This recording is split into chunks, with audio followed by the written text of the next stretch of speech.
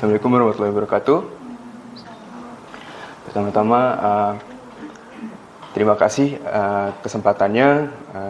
Saya ingin mengucapkan terima kasih kepada Pak Taufik khususnya, dan Ibu Iil, Bu Meli yang telah memberikan saya kesempatan pada hari ini untuk mempresentasikan kelanjutan dari sejarah asuransi yang sebelumnya dipaparkan oleh Hanifah, yaitu sejarah asuransi di Asia. Sebelum memasuki Asia, asuransi telah masuk ke Amerika Serikat, di mana pada tahun 1752 pada saat itu merupakan masa penjajahan British di tanah Amerika, di Amerika Serikat, itu dibentuk. Jadi ini adalah salah satu penunjang dari terbentuknya konstitusi di Amerika Serikat. Waktu itu ibu kota Amerika Serikat masih ada di Philadelphia. Selanjutnya pada tahun 1800-an atau di abad ke-19 itu terjadi banyak kecurangan. Karena mereka belum punya sistem yang terlalu baik, maka banyak sekali kecurangan-kecurangan yang didapati dari mulai penipuan dan segala macamnya, di mana preminya itu bisa dimain-mainkan, dimahal-mahalkan gitu. Karena mereka belum punya sistem yang terstruktur seperti Lloyd's of London di UK. Nah, selanjutnya hingga pada saat ini asuransi di Amerika telah berkembang pesat dan membuka pasar-pasar digital yang baru. Mereka semakin maju dari yang sebelumnya. Mungkin itu. Setelah ini kita terbang ke Asia. Di situ ada di China. Nah, asuransi di China itu sendiri masuk pada tahun 1800-an. Pada saat itu adalah masa pendudukan British di Tiongkok. Jadi pada saat itu, khususnya Shanghai itu merupakan jendelanya dunia buat penjajahan Inggris, di mana mereka itu butuh yang namanya asuransi, karena di China itu sendiri perlu koneksi yang lebih luas ke London. Jadi mereka di situ mulailah mengatur yang namanya asuransi. Selanjutnya pada tahun 1970-an di China ini juga mulai membangun sendiri perusahaan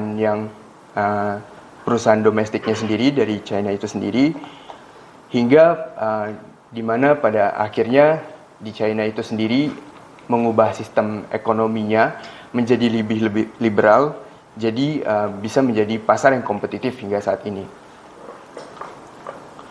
Dan ini adalah beberapa contoh perusahaan asuransi dari China. Mungkin kita semua sudah ada yang familiar atau sudah ada yang tahu. Ping An ini adalah salah satu perusahaan. Ping An merupakan perusahaan asuransi yang paling besar di dunia untuk saat ini. Selanjutnya ada asuransi di India.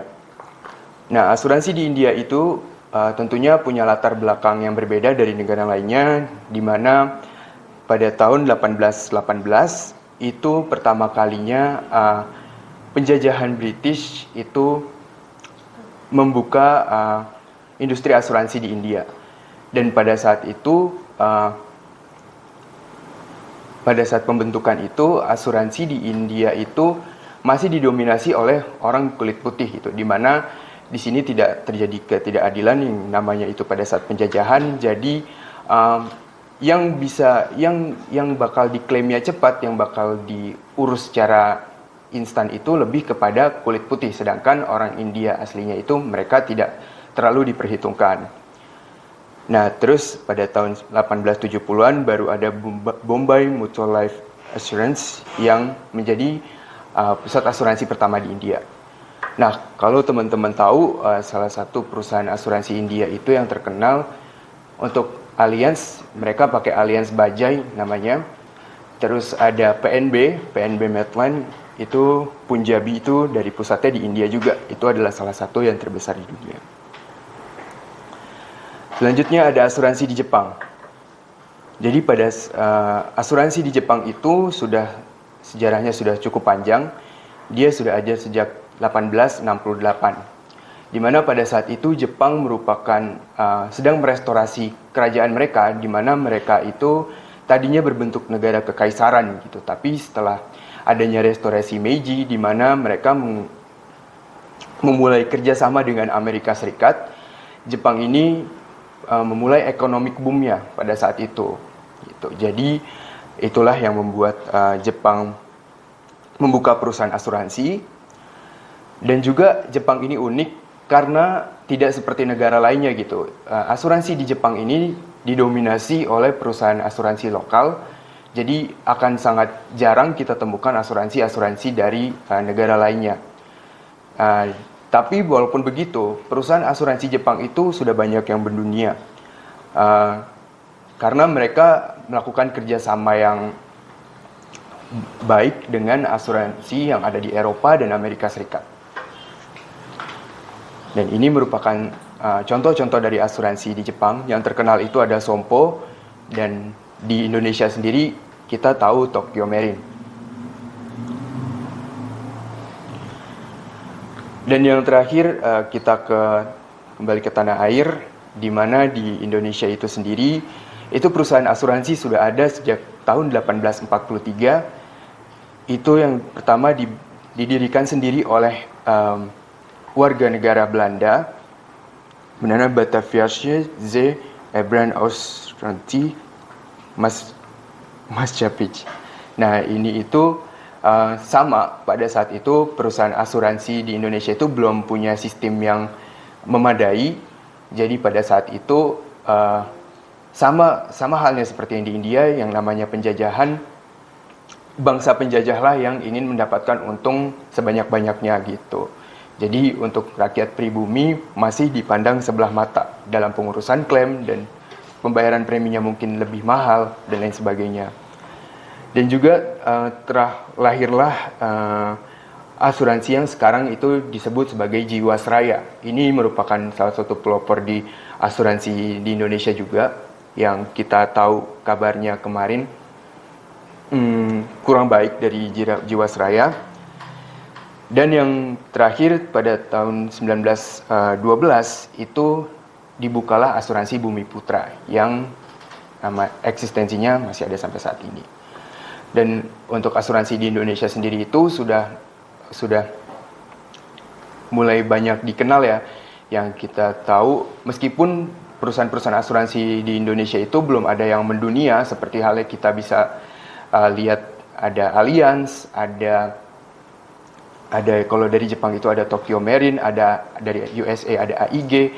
Nah, kita belum bisa mendapatkan asuransi Indonesia di negara lain gitu. Walaupun begitu, cakupannya secara lokal mereka sudah besar gitu. Sekarang ini ada JRP, ada Jasindo, ada Askrindo, dan lain sebagainya. Dan ini adalah top 20 largest insurance company di dunia. Yang kita tahu sampai saat ini masih belum ada Indonesia, tetapi walaupun begitu, yang mengejutkan di sini justru Ping An. Ping An itu perusahaan asuransi dari Tiongkok, tapi mereka itu salah satu yang terbesar di dunia karena cakupannya terlalu luas gitu. Dan juga ada dari US, ada Allianz sendiri itu dari Germany. Dia sudah meluas sampai ke seluruh dunia, ke Indonesia pun juga dia masih yang salah satu yang terbaik. Oke. Sekian dari saya. Assalamualaikum warahmatullahi wabarakatuh.